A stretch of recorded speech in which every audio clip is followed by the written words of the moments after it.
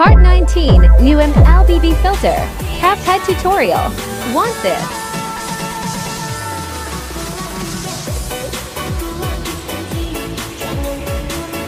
Isang mabilisang tutorial na naman guys.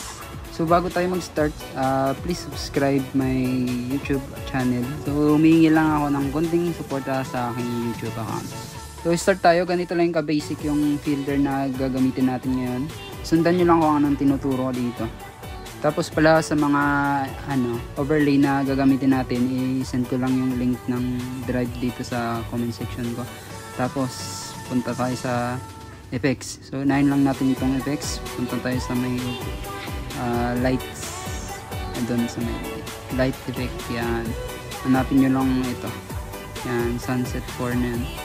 So ganyan lang yun siya. Tapos i-forward nyo lang hanggang sa dulo ng video nyo. So after nyan, delete nyo yung CapCut logo. Tapos punta tayo sa overlay. So ito yung overlay guys. I-send ko na lang yung link sa comment ko. Then nakadrive lang yun guys. Tapos download nyo lang. Tapos natin nyo na naman ulit. Tapos set nyo sa filter. Tapos 50 lang. Yan.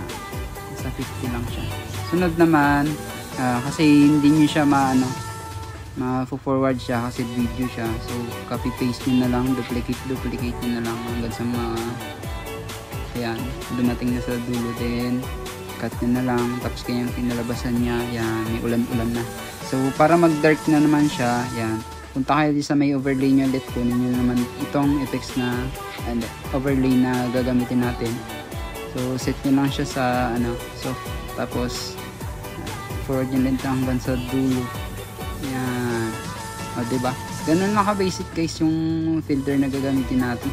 So ganun lang ka-basic guys. Sana marami ka natutunan. Follow for more tutorial.